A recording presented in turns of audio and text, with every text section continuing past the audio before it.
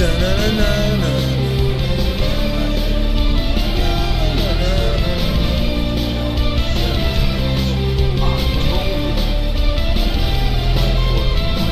preview and some trade rumors from what I'm hearing as we speak.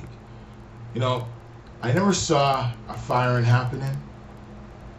You know, Earl Watson is a good young coach, one of the youngest coaches in NBA history. And for him to get fired within 3 games into the regular season, after they've lost some big games, they're still a young team, Phoenix. I know they want to compete for a playoff spot. They got to give their coach a chance. I mean, he's only been there, 2 years?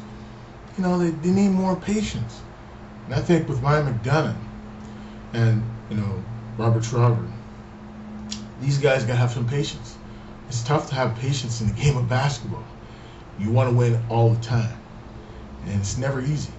And I feel that they maybe rushed into a move like this. And it wasn't called for.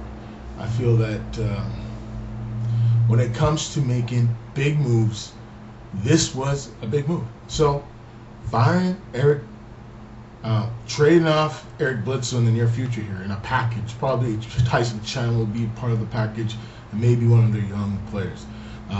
This is going to kind of shake up the Suns. The Suns have a good young team. Are they trying to win this year?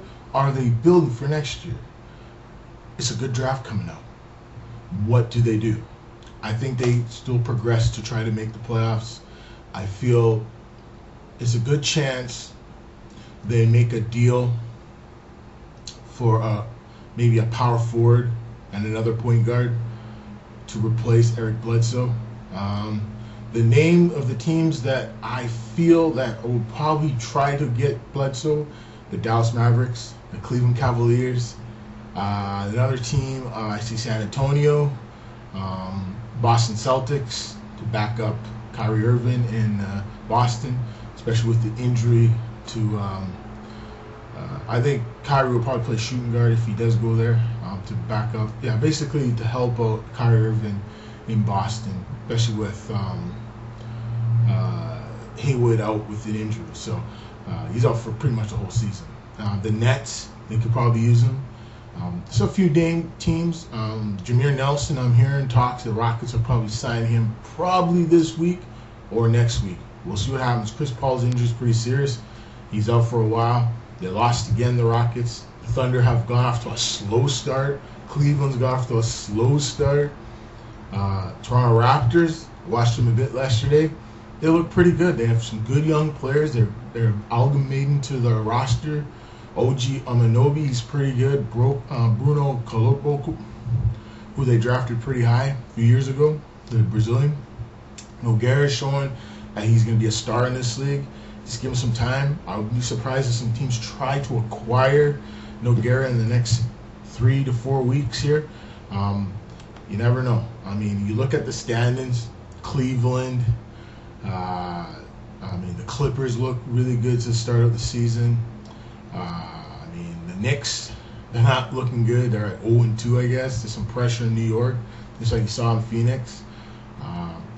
You have some teams that are overachieving. Philadelphia looked good. I saw him play yesterday. Those young kids are showing what they can do. Embiid showing he's the man. Ben Simmons is showing that he could probably be the Rookie of the Year.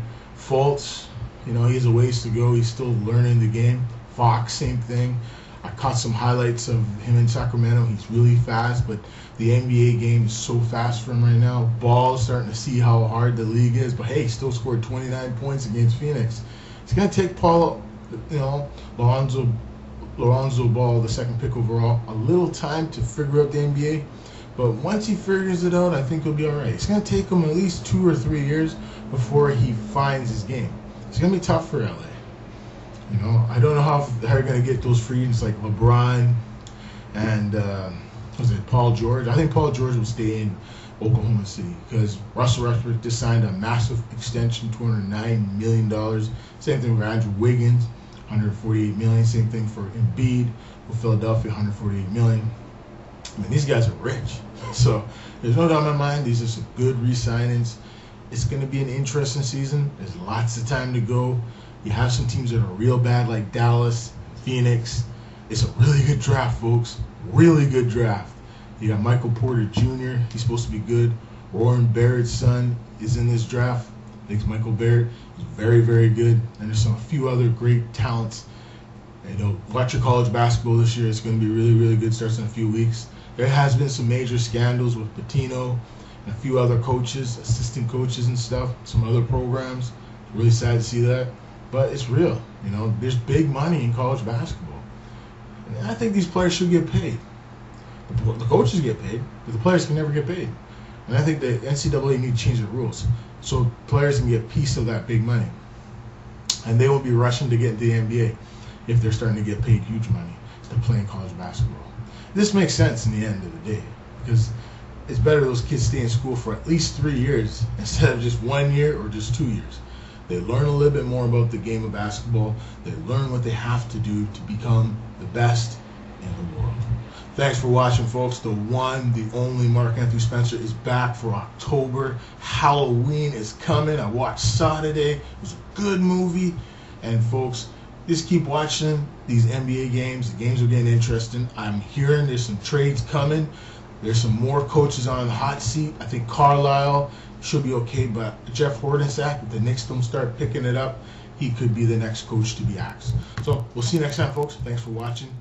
We'll see you.